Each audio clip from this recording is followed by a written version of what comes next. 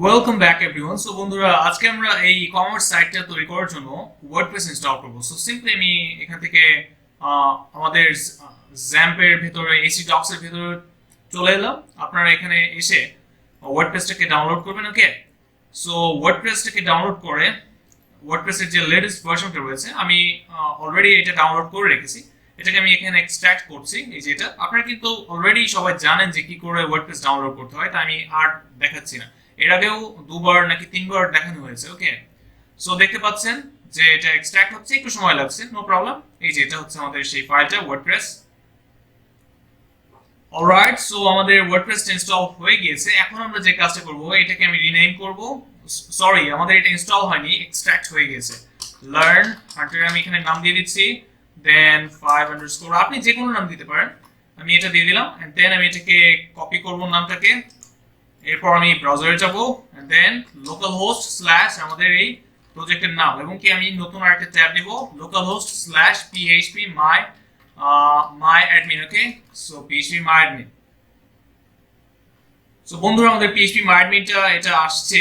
আর এখানে দেখতে পাচ্ছেন যে আমাদের যে ওয়ার্ডপ্রেস লার্ন হান্টার যে সরি আমাদের ওয়ার্ডপ্রেস এর যে সেটআপের যে এটা সেটা চলে এসেছে। আমি এখান থেকে কন্টিনিউ ক্লিক করছি। এরপর আমি দেখতে পাচ্ছি যে php my admin এ চলে এসেছে। এখান থেকে আমি একটা ডাটাবেস ক্রিয়েট করব। সিম্পলি আমি ডাটাবেসে ক্লিক করছি। এরপর আমি এখান থেকে db আন্ডারস্কোর এখানে এটাকে বসিয়ে দিলাম। ওকে, এরপর বন্ধুরা আমি সিম্পলি পুরোটাকে কপি করে এখানে আমি ক্রিয়েট করি। ওকে, আমি নামটাকে কপি করলাম। এরপর আমি লেটস গো। এরপর ডাটাবেসের নেম যেটা আমরা দিলাম, এরপর ডাটাবেসের ইউজার নেম হবে হচ্ছে রুট, এরপর পাসওয়ার্ড, এরপর এগুলো যেমন রয়েছে এমনই থাক, এন্ড দেন আমরা সাবমিট। ওকে, দেখতে পাচ্ছেন সব ঠিকঠাক আছে, রান ইনস্টলেশন।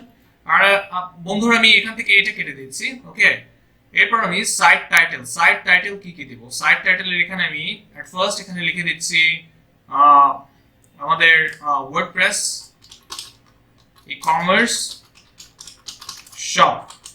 ওকে, এরপর আমি এখানে একটা ইউজার নেম দিতে হবে আমাদের লগইন করার জন্য। আমি ইউজার নেম দিয়ে দিলাম, এবং কি পাসওয়ার্ডটা আমি পাসওয়ার্ড দিয়ে দিলাম। ওকে, এখানে পাসওয়ার্ড দিয়ে দিচ্ছি, এবং কি আমি এটাকে হাইড করে দিচ্ছি, and then confirm with password. এরপর আমি এখানে একটা ইমেল অ্যাড্রেস দিয়ে দিব। এরপর আমি এখানে ইনস্টল ওয়ার্ডপ্রেসে ক্লিক করব। ওকে, সো আমাদের ওয়ার্ডপ্রেসটা ইনস্টল হয়ে যাবে। সো দেখতে পাচ্ছেন যে আমাদের ওয়ার্ডপ্রেসটা ইনস্টল হচ্ছে, একটু সময় লাগছে এটা হতে।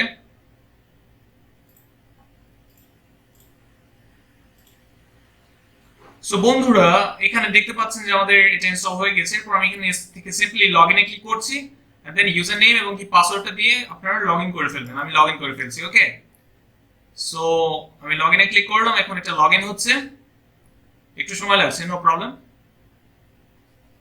সো দেখতে পাচ্ছেন যে আমাদের এটা সাকসেসফুলি লগইন হয়ে গেছে। সো এইভাবে আপনারাও আপনাদের এই কমার্স সাইটটা তৈরি করার আগে অবশ্যই ওয়ার্ডপ্রেসটাকে ইনস্টল করে নেবেন। সো পরবর্তী থেকে আমরা পরবর্তী ধাপে যাবো। ওকে, সো সবাই ভালো থাকবেন, সুস্থ থাকবেন, আল্লাহ হাফেজ।